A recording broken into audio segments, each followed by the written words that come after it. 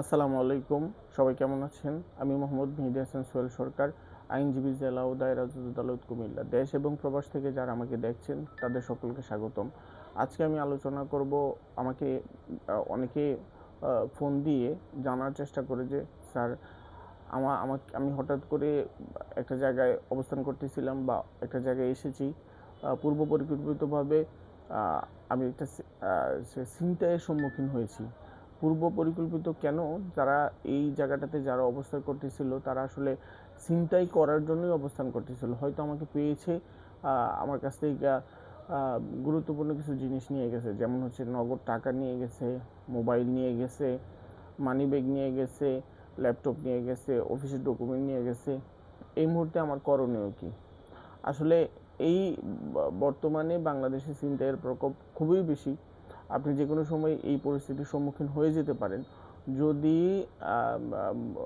এমন পরিস্থিতির সম্মুখীন হয়ে যান, তারপর পরিপ্রেক্ষিতে আপনাকে আইনি ব্যবস্থা নিতে হবে। এবং যদি আপনি দ্রুত আইনি ব্যবস্থা নিতে পারেন, তাহলে আপনি আপনার যেই গুরুত্বপূর্ণ ডকুমেন্ট প্লাস আপনার মোবাইল, ল্যাপটপ এগুলো হারিয়েছেন, এগুলো উদ্ধার করা সম্ভব। এখন কথা হচ্ছে যে এই বিষয়ে আপনি কিভাবে পদক্ষেপ নেবেন? এই বিষয়ে আসলে আপনি পদক্ষেপ নিতে পারেন যে ছিনতাই যদি হয়, দ্রুত আপনি থানায় যাবেন, নিকটস্থ থানায় যাবেন। থানায় গিয়ে আপনি একটা অভিযোগ দায়ের করবেন। পুলিশ এই বিষয়ে সাথে সাথেই সেটাকে এফআইআর হিসাবে নিবে এবং এফআইআর করার আগে চেষ্টা করবে যে যারা আসামি আছে তাদেরকে খুঁজে বের করে তাদের নাম এন্ট্রি করে এফআইআর করে ফেলবে। এখন কথা হচ্ছে যে আপনি যেই এরিয়াতে এই ঘটনাটা ঘটেছে সেই এরিয়াতে আপনাকে চেষ্টা করতে হবে যে পুলিশকে যেই ঘটনার বিবরণটা দিবেন সেই ঘটনার বিবরণটা একেবারেই সুনির্দিষ্টভাবে দিতে। কারণ কোন এরিয়াতে কারা ছিনতাই করে, বিশেষ করে পুলিশ এই ক্ষেত্রে একটু তদন্ত করলেই পেয়ে যায়। কারণ আপনি ধরেন ঢাকার একটা অঞ্চলে কারা ছিনতাই করে, কোন গ্যাং, কোন কিশোর গ্যাং, কোন জায়গায় কারা অবস্থান করে, মোটামুটি পুলিশ এই বিষয়ে অবগত আছে। সুতরাং আপনি পুলিশকে সঠিক তথ্য যখন দিবেন, পুলিশ আপনাকে সার্বিকভাবে সহযোগিতা করতে পারবে। দণ্ডবিধি ৩৯২ ধারায় ছিনতাইয়ের বিষয়ে অপরাধের বিষয় বলা আছে এবং শাস্তির বিষয় বলা আছে। যদি কেউ কাউকে জোরপূর্বক কোনো কিছু নিয়ে যায়, অর্থাৎ ভয়ভীতি প্রদর্শন করে, হত্যার ভয় দেখিয়ে নিয়ে যায়, তখন আপনি এই ছিনতাই হিসাবে সেটা পরিগণিত হবে এবং আপনি ইচ্ছা করলে এই বিষয়ে অবশ্যই আইনগত ব্যবস্থা নিতে পারবেন এবং এটা আমলযোগ্য একটা অপরাধ। আপনি যদি মোবাইল বা গুরুত্বপূর্ণ ডকুমেন্ট এভাবে ছিনতাইয়ের মাধ্যমে তারা নিয়ে যায়, তখন আপনি নিকটস্থ থানায় গিয়ে অভিযোগ করার পরবর্তীতে আপনাকে কিছু বিষয় মাথায় রাখতে হবে। সেই বিষয়গুলা সম্পর্কে একটু আলোচনা করি। আপনি আইনি ব্যবস্থা নেওয়ার ক্ষেত্রে আপনাকে কয়েকটি ধাপ অনুসরণ করতে হবে। প্রথম ধাপ হচ্ছে আপনি নিরাপদ স্থানে আশ্রয় নিতে হবে। একটা কথা হচ্ছে যে দেখেন, আপনি কে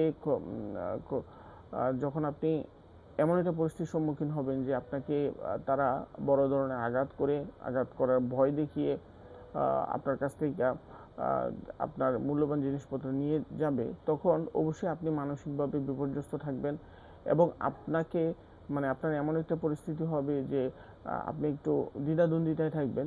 একটু স্বাভাবিক, সুস্থতা এবং নিরাপদ জায়গা আপনার কাছে যেটা মনে হবে, ওই জায়গায় আপনি একটু অবস্থান করতে হবে এবং মানসিকভাবে নিজেকে দৃঢ় রাখতে হবে। কোনোভাবে আতঙ্কিত হওয়া যাবে না এবং নিজেকে অনিরাপদ ভাবা যাবে না।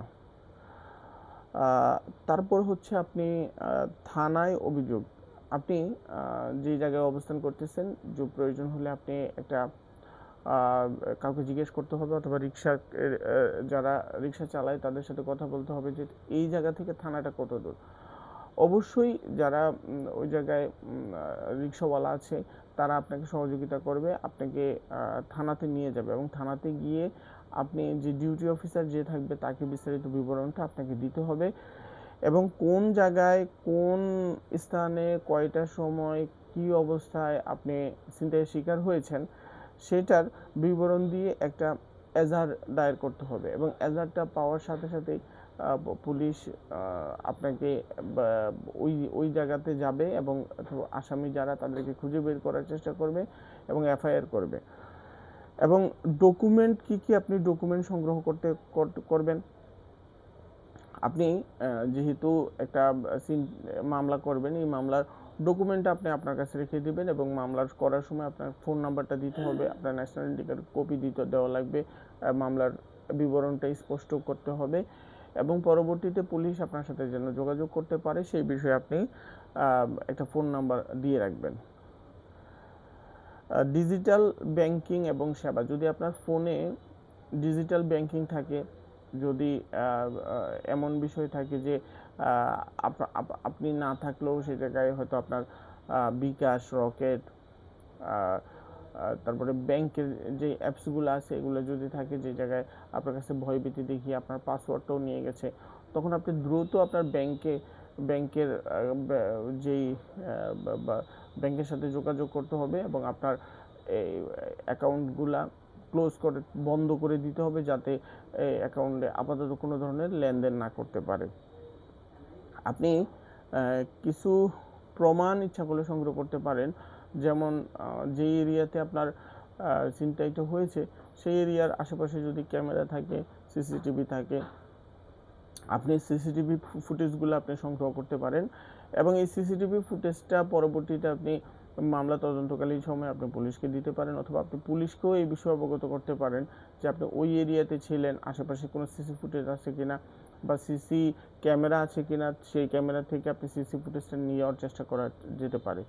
এখন কথা হচ্ছে যে আপনি ছিনতাই হওয়ার পরবর্তীতে প্রায় চিন্তা করা যায় যে প্রায় 90% ছিনতাইয়ের ব্যাপারে কোনো ধরনের পুলিশকেই অবগত করা হয় না, ভাবে যে গেছে এগুলো নিয়ে দৌড়াদৌড়ি করে আরেকটা পুলিশের মাধ্যমে হয়রানি হওয়া।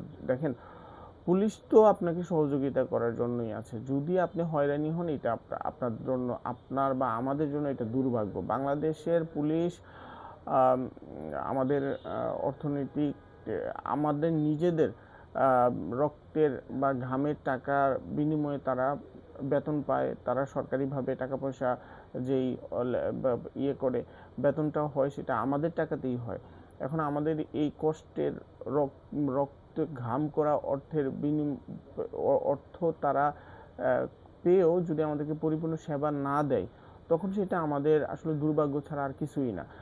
ঢাকা শহরে বা আঞ্চলিক মফস্বল শহরগুলোতে বর্তমানে মাদকাসক্তের ছেলেপেলের কারণে প্রচুর পরিমাণে এই ছিনতাইয়ের ব্যাপারটা বেড়ে গিয়েছে এবং মানুষ আতঙ্কিত হয়ে যাচ্ছে যে ছিনতাই হওয়ার সাথে সাথে এমন একটা পরিস্থিতি যে কি করবে না করবে সেটা বুঝতেই পারে না।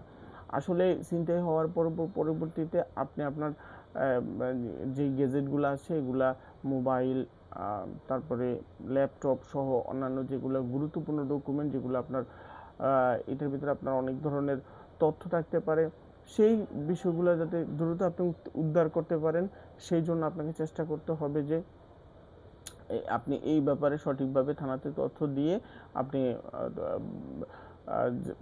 গুরুত্বপূর্ণ ডকুমেন্টগুলো উদ্ধার করে নেওয়া। ধন্যবাদ, সবাই ভালো থাকবেন। আশা করি ভিডিওটা ভালো লেগেছে। যদি ভিডিওটা ভালো লাগে শেয়ার করে দিবেন অন্যকে জানানোর জন্য এবং আমার ইউটিউব চ্যানেলটাতে আপনারা সাবস্ক্রাইব করে দিবেন। পাশাপাশি আমার যে ফেসবুক পেজ সেটাতেও ফলো করে দিবেন এবং ধারাবাহিকভাবে গুরুত্বপূর্ণ ভিডিও পেতে আমাকে ফলো করুন। ধন্যবাদ সবাই, আসসালামু আলাইকুম।